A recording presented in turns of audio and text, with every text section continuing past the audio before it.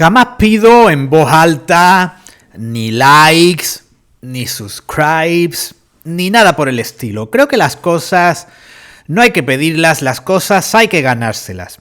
Pero dicho esto, si este vídeo del día de hoy no es un éxito apabullante a todos los niveles, visualizaciones, likes, suscripciones, me sentiré contrariado. Y el motivo para ello es que hoy, en el nuevo episodio de Leyendas del Básquet, voy a hablar de Sidney Moncrief, un jugador adorado por muchos de los visitantes, de los seguidores de Retrobasket Spain, como bien me lo han hecho saber a base de multitud de comentarios que lo echaban de menos en el puesto de escolta, en el ranking que hicimos dedicado a esta posición en los 80 y que agradecieron de buen grado su aparición en el ranking de bases. Y aunque Moncrief, junto con otros cientos de jugadores, es un hombre al que tenía en mi agenda para hablar de él en nuestras series, unas series que entre Akin Olajuwon y Pat Cummings, todo lo que quepa en medio va a tener sitio en la serie, va a dar cabida a multitud de jugadores.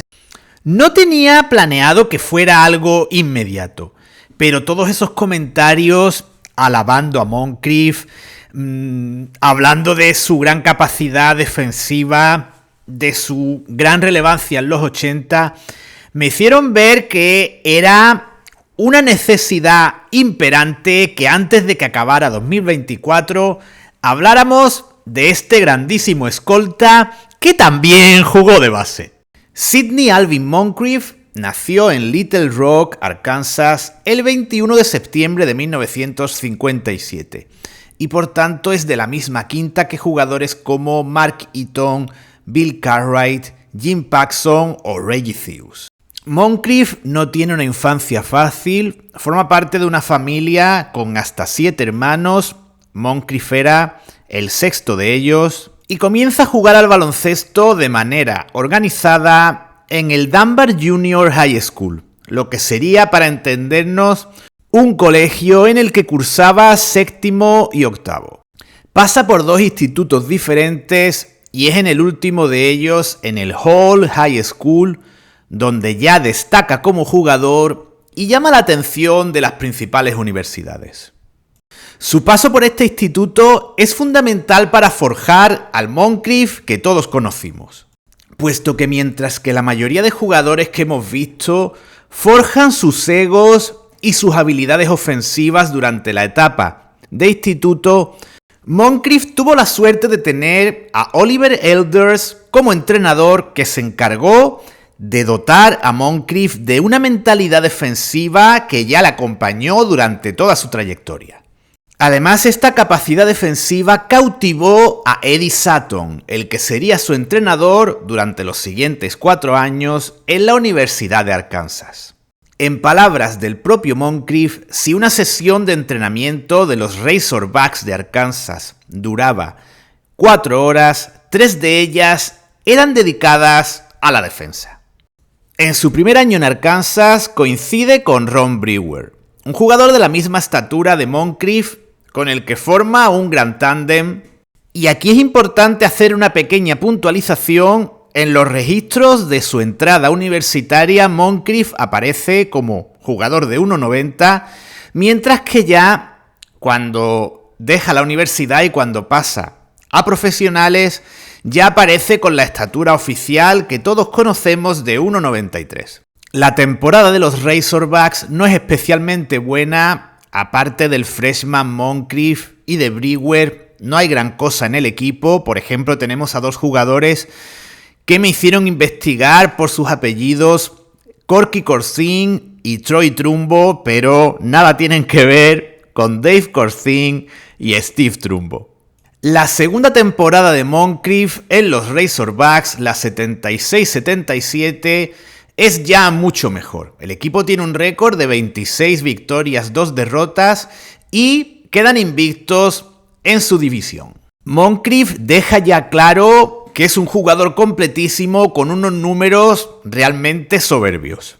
Brewer lidera al equipo en anotación con 17 puntos por partido, pero Moncrief, con ese 1,90, 1,93 de estatura, lo hace en rebotes con más de 8, que acompaña con 15 puntos y más de una asistencia por partido. El récord antes mencionado permite a los Arkansas Razorbacks jugar en el torneo de la NCAA, pero caen en primera ronda ante Wake Forest. Una Wake Forest en la que el jugador más conocido para nosotros es Frank Johnson, que posteriormente fue un gran base en la NBA, y en ese partido el mejor jugador fue Rod Griffith.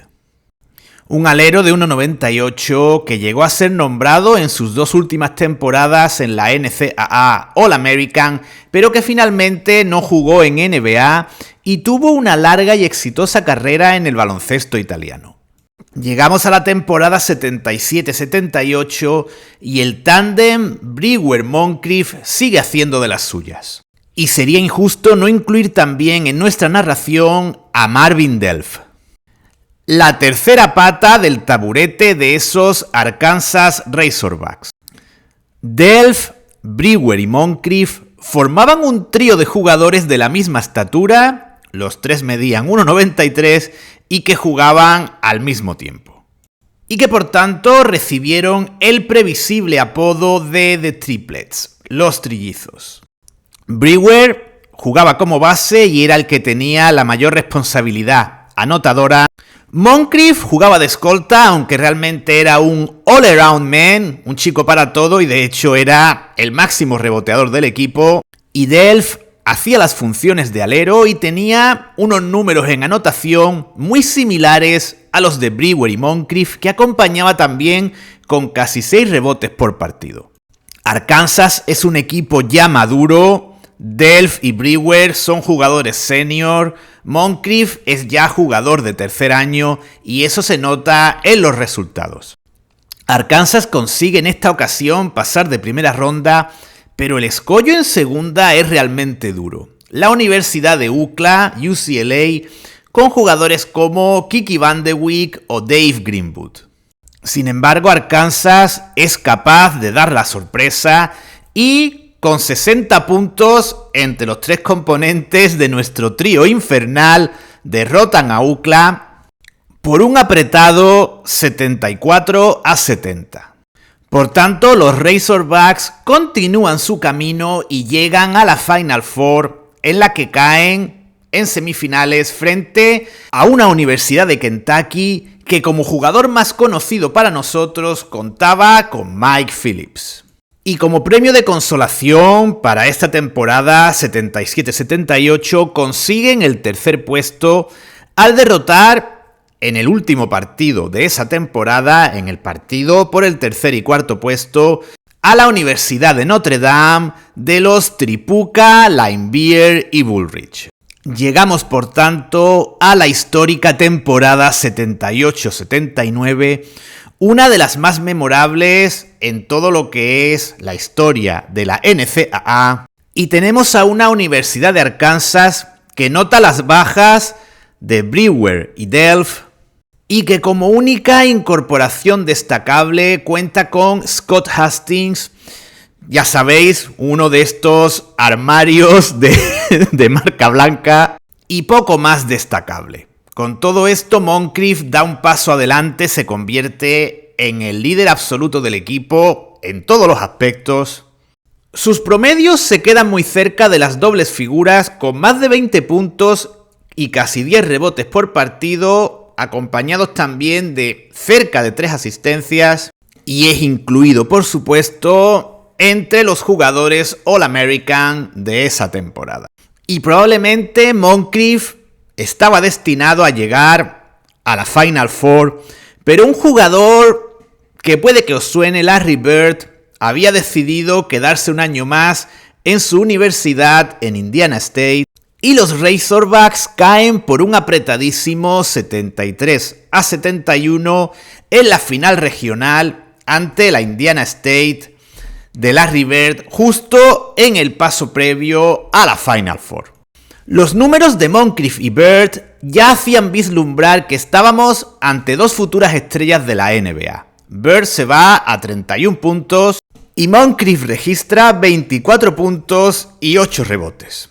Y si un jugador que había decidido permanecer en la universidad priva a Moncrief de esa última Final Four de su trayectoria universitaria, otro jugador que decide marcharse a la NBA antes de tiempo es el que le priva de ser número 1 del draft.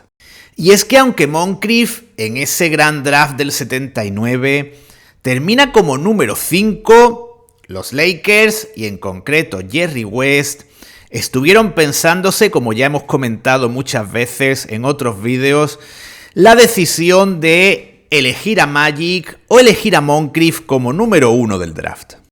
Y en lugar de la glamurosa ciudad de Los Ángeles, Moncrief termina en Milwaukee, una ciudad mucho más parecida a su Arkansas natal. Llega por tanto el momento de analizar la primera temporada de Moncrief en la NBA. Moncrief llega a un equipo dirigido por Don Nelson y que la temporada anterior se había quedado fuera de los playoffs. El puesto de escolta titular de los Bucks es ocupado en aquel entonces por Brian Winters, un jugador que estaba en el mejor momento de su carrera, que había llegado a ser incluso All-Star y venía de varias temporadas con unos números muy notables cercanos a los 20 puntos. Y por supuesto también medía 1,93. Winters hace una buena temporada promediando 16 puntos y 4 asistencias por partido, tanto en temporada regular como en playoffs, y además juega más de 30 minutos en cada encuentro. Por tanto, le cierra las puertas de la titularidad a Moncrief en esta posición. Y aunque ya sabemos que Nelson era proclive a jugar con jugadores pequeños, la posición de 3 estaba vetada para Moncrief porque era ocupada por la gran estrella del equipo, por Marquis Johnson. Por tanto, las dos principales alternativas para Moncrief son sustituir a Winters o al base del equipo a Quinn Buckner. Moncrief es la primera alternativa tanto para Winters como para Buckner porque el siguiente base en el equipo era un jugador de mucho menor nivel como Lloyd Walton. Y a esto hay que añadir que Buckner se pierde 15 partidos de temporada regular, lo cual permite a Moncrief compartir las dos posiciones exteriores con Winters. Milwaukee mejora con un récord positivo de 49 victorias, gracias sobre todo a la llegada esa temporada, aparte de Moncrief, de Bob Lanier, y Moncrief tiene una progresión ascendente que se confirma en los playoffs, convirtiéndose en el quinto jugador más usado por Nelson y pasando de 8 a 12 puntos por partido. La progresión de Moncrief continúa en su segunda temporada, donde ya pasa a jugar 30 minutos de media en temporada regular y 40 en playoffs. Además, Moncrief lo hace todo bien, empieza a mostrar claramente el baluarte defensivo que es, coge rebotes, tiene buenos porcentajes, tanto en tiro de 2 como en tiros libres, y se estabiliza en esa temporada en 14 puntos por partido, tanto en temporada regular, una temporada regular en la que Milwaukee llega a las 60 victorias, como en playoffs, unos playoffs en los que caen precisamente frente a los 76ers. Llegamos por tanto a la temporada 81-82, que es la temporada de explosión y consolidación de Sidney Moncrief en la élite NBA.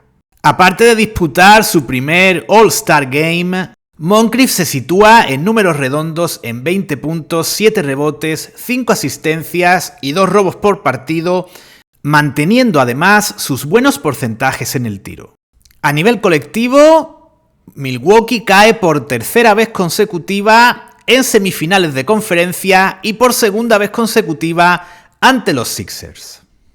Pasamos a la temporada 82-83, que numéricamente hablando es la mejor en su carrera.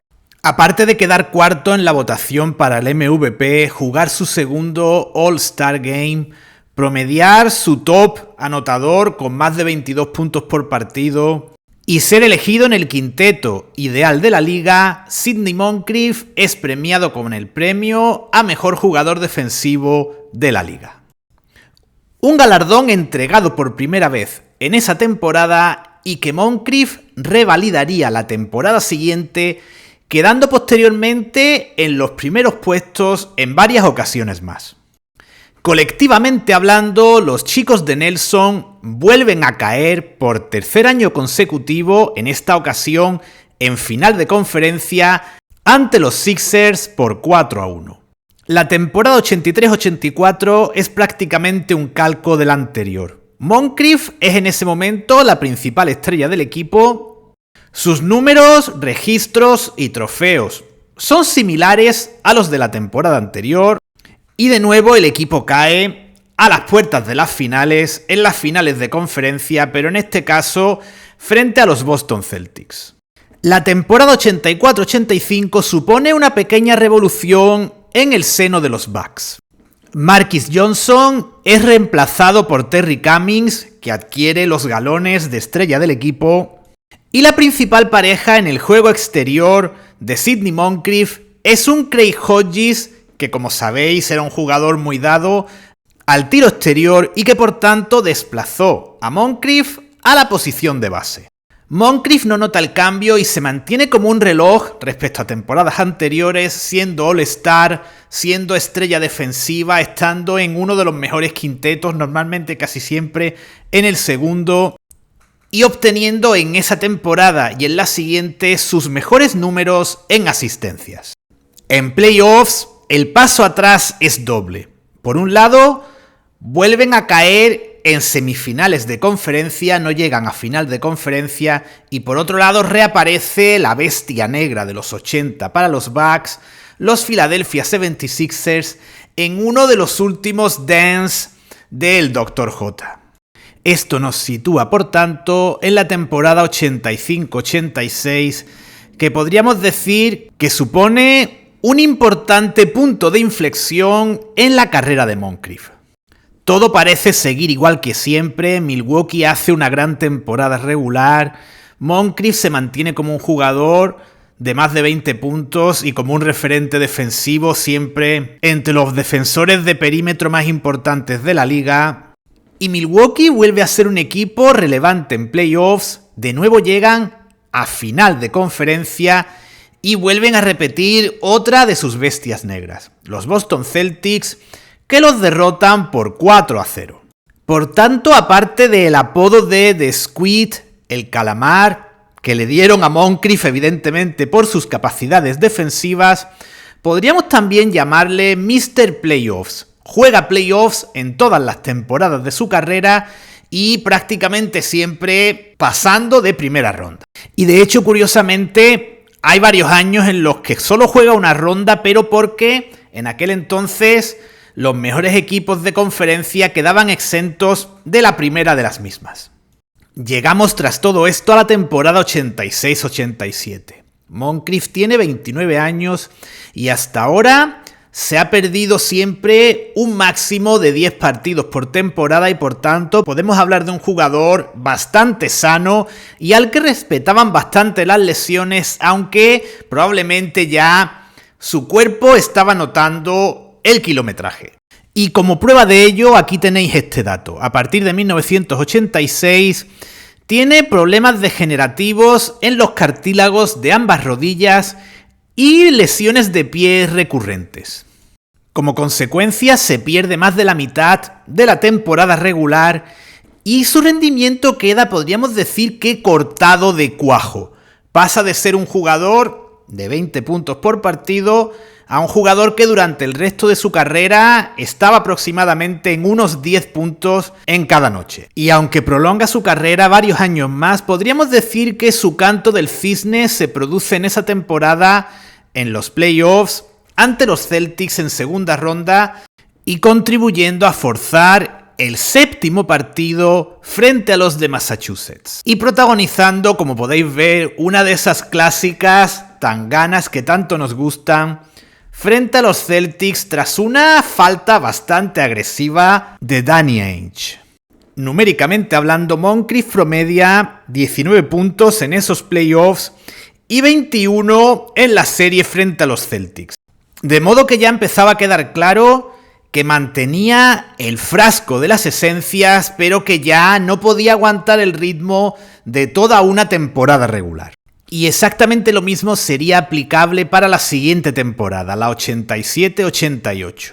Los Bucks cambian de entrenador, tienen ahora a Del Harris, y Moncrief juega más partidos que la temporada anterior sin llegar a 60 y vuelve a subir su rendimiento en los playoffs, aunque no consigue evitar que Milwaukee caiga en primera ronda ante los Atlanta Hawks. Nos situamos por tanto en la temporada 88-89, año de su primera retirada. Moncrief mejora ligeramente con 12 puntos el rendimiento de sus dos temporadas anteriores, pero ya es más bien como una alternativa desde el banquillo a dos maravillosos jugadores como Paul Pressey y Ricky Pierce, a los que hay que añadir otro jugador que estaba por delante de Moncrief, que era Jay Humphries.